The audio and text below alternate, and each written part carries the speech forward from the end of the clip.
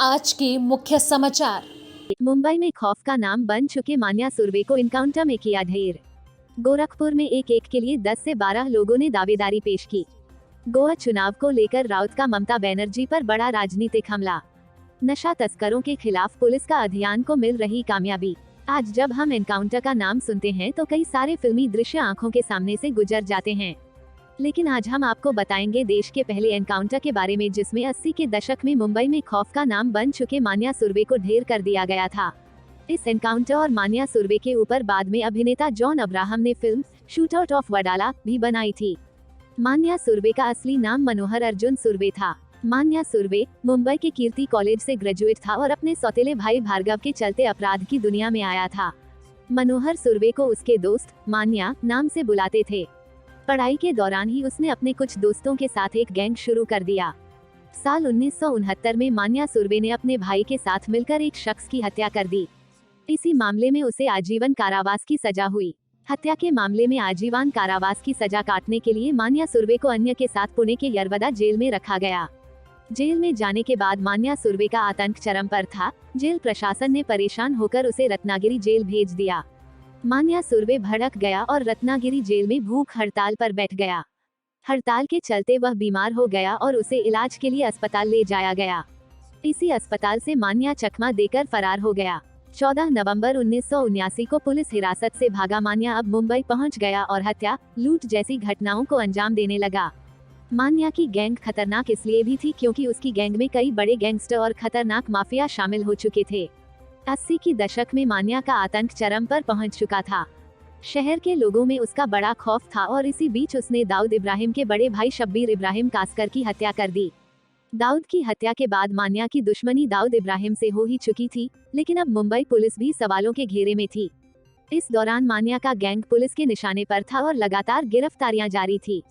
काफी मशक्कत के बाद मान्या सुरवे को पकड़ने की जिम्मेदारी मुंबई पुलिस की एनकाउंटर स्क्वाड को दे दिया गया। साल था 1982 और तारीख था 11 जनवरी। पुलिस को इनपुट था कि इस दिन मान्या सुरवे वडाला के अंबेडकर कॉलेज के पास अपनी प्रेमिका विद्या जोशी से मिलने आने वाला है। इसके बाद पुलिस उसकी प्रेमिका के सहारे मान्या सुरवे तक जा पहुंची। थोड़ी ही देर बाद मुंबई पुलिस की एनकाउंटर स्क्वाड को लीड कर रहे इशाक बागवान की टीम ने मान्या सुरवे को एक मुठभेड़ में ढेर कर दिया। गोरखपुर जिले की 9 विधानसभा सीटों के लिए पार्टी ने नाम फाइनल कर दिए हैं। हालांकि एक सीट के लिए 10 से 12 लोगों ने अपनी दावेदारी पेश की है। वहीं स्क्रीनिंग कमेटी ने जिले में प्रत्येक विधानसभा में जाकर सर्वे किया है। कांग्रेस पार्टी को गोरखपुर जिले की 9 विधानसभा सीटों से चुनाव लड़ने वाले प्रत्याशियों के नामों की घोषणा करने के लिए खरमास के खत्म होने का इंतजार है। राष्ट्रीय महासचिव और उत्तर प्रदेश प्रभारी प्रियंका गांधी के निर्देश पर विभिन्न टीमों ने प्रत्येक विधानसभा क्षेत्र में जाकर उम्मीदवारों के लिए सर्वे किया है।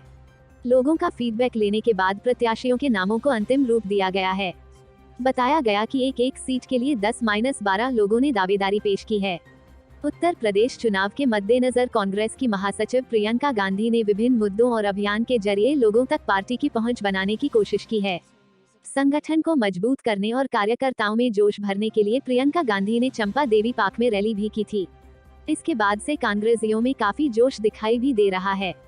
इसी वजह से जिले की गोरखपुर शहर, गोरखपुर ग्रामीण, कैंपियरगंज, बांसगांव, पिपराइच, सहजनवा, खजनी और चिल्लूपार विधानसभा सीटों के लिए कई दावेदार टिकट पाने की कतार में हैं।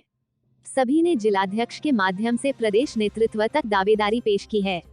बताया जा रहा है कि हर विधानसभा सीट से 10 से 12 लोगों ने टिकट की दावेदारी पेश की है। वहीं प्रत्याशियों की पैठ जानने और लोगों के बीच उनकी पकड़ समझने के लिए छत्तीसगढ़ के मंत्री कुंवर सिंह निषाद, भुवनेश्वर बघेल के अलावा स्क्रीनिंग कमेटी की प्रभारी एवं महाराष्ट्र की शिक्षा मंत्री वर्षा गायकवाड़ के नेतृत्व में टीम ने सर्वे भी किया है। दावेदारों के बारे में लोगों का फीडबैक भी लिया है। कांग्रेस जिलाध्यक्ष निर्मला पासवान का कहना है कि स्क्रीनिंग कमेटी ने विभिन्न सर्वे और फीडबैक के आधार पर जिले की सभी विधानसभा सीटों के लिए प्रत्याशी तय कर लिए हैं। खरमास के बाद दावेदारों के नाम घोषित हो जाएंगे।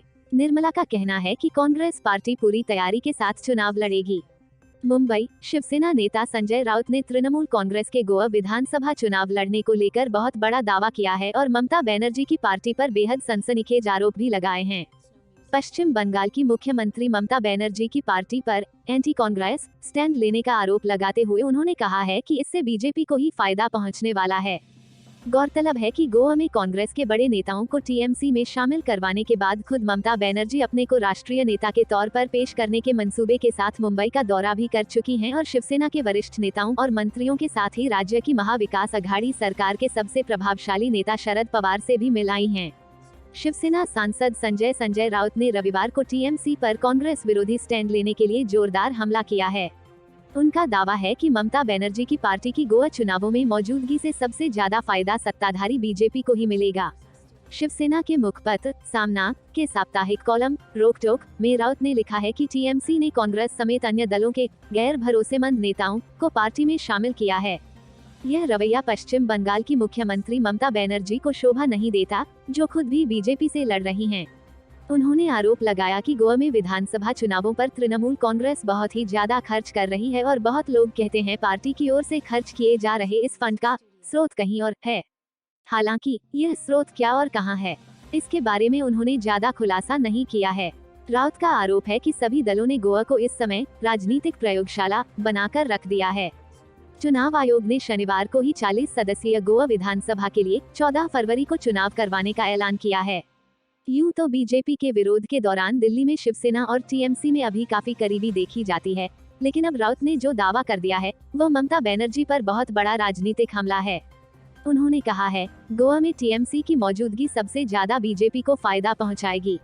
उद्धव ठाकरे की पार्टी के राज्यसभा सांसद ने कहा है कि यदि प्रधानमंत्री नरेंद्र मोदी और बीजेपी का लक्ष्य कांग्रेस के अस्तित्व को मिटाना है तो यह बात समझी जा सकती है, लेकिन अगर बनर्जी का भी वही इरादा है तो यह उनकी छवि को शोभा नहीं देता है। उन्होंने गोवा में कांग्रेस की मौजूदा स्थिति को बयां करते हुए कहा है कि पिछले विधानसभा चुनाव में कांग्रेस वहां 17 सीटों के साथ सबसे बड़ी पार्टी बनकर उभरी थी, लेकिन आज की हकीकत ये है कि उसके पास सिर्फ 2 ही एमएलए रह गए हैं। उनके मुताबिक कांग्रेस का ऐसा हाल इसलिए हुआ है क्योंकि गोवा में उसके पास कोई मजबूत नेतृत्व नहीं है। उन्होंने कांग्रेस की ओर से बोलते हुए और अपनी सियासी भड़ास निकालते हुए दावा किया है कि वैसे तो राज्य में सत्ताधारी बीजेपी के लिए जीत का रास्ता आसान नहीं है, लेकिन आम आदमी पार्टी और टीएमसी जैसी पार्टियों ने बीजेपी की मदद करके कांग्रेस की राह में रोड़े अटका दिए हैं। गोवा में बीजेपी के अलावा Congress, Goa forward party GFP, Maharashtrawadi Gomantak party MGF, आम आदमी party AAP, Trinamool Congress TMC और एनसीपी जैसी पार्टियां मुख्य रूप से चुनाव मैदान में हैं। फतेहाबाद नशा तस्करों के खिलाफ चलाए जा रहे अभियान के तहत फतेहाबाद पुलिस को दूसरे दिन भी कामयाबी मिली। पुलिस ने 3 अलग अलग मामलों में 4 युवकों को गिरफ्तार कर इनके पास से लाखों रुपए की 96 ग्राम हेरोइन बरामद की है। पहले मामले में सीआईए टोहाना पुलिस की टीम ने कुलदीप सिंह उर्फ डुप्पा निवासी खटीक मोहल्ला रतिया को 50 ग्राम हेरोइन सहित गिरफ्तार किया। थाना सदर टोहाना में उसके खिलाफ एनडीपीएस एक्ट के तहत मामला दर्ज कर माननीय अदालत में पेश किया गया। सीआईए पुलिस टोहाना की टीम एसआई ओम प्रकाश के नेतृत्व में गश्त के दौरान जब बस अड्डा अकांवाली के पास पहुंची तो सामने खड़ा एक युवक पुलिस को देखकर बस अड्डे पर छिपने लगा। शक के आधार पर पुलिस ने उसे काबू कर तलाशी ली तो उसके पास से 50 ग्राम हेरोइन बरामद हुई। दूसरे मामले में सीआईए पुलिस फतेहाबाद की टीम ने क्षेत्र में गश्त के दौरान राकेश कुमार निवासी नागपुर हाल राजीव कॉलोनी फतेहाबाद व मंजीत सिंह निवासी दौलतपुर को गिरफ्तार कर इनके पास से 40 ग्राम हेरोइन बरामद की है। दोनों के खिलाफ थाना सदर फतेहाबाद में एनडीपीएस एक्ट के तहत मामला दर्ज कर अदालत में पेश किया जाएगा। सीआईए पुलिस फतेहाबाद की टीम एएसआई प्रेम कुमार के नेतृत्व में नेशनल हाईवे पर गश्त के दौरान गांव भोड़ा होसनाक से खाराखेड़ी की तरफ आ रही थी। टीम जब गांव चिंदड़ मोड़ के पास पहुंची तो वहां खड़े 2 युवक पुलिस टीम को देखकर घबरा गए। शक के आधार पर पुलिस ने दोनों युवकों को काबू कर इनकी तलाशी ली तो राकेश के पास से 15 ग्राम व मंजीत के पास से 25 ग्राम कुल 40 ग्राम हेरोइन बरामद हुई। दूसरे मामले में थाना सदर रतिया पुलिस ने एएसआई राधे कृष्ण के नेतृत्व में गश्त के दौरान गांव जल्लोपुर के समीप से सुनील कुमार निवासी फुला को 6 ग्राम हेरोइन सहित गिरफ्तार किया है। पुलिस ने उसके खिलाफ एनडीपीएस एक्ट के तहत मामला दर्ज कर अदालत में पेश किया। Bureau report, Mumbai.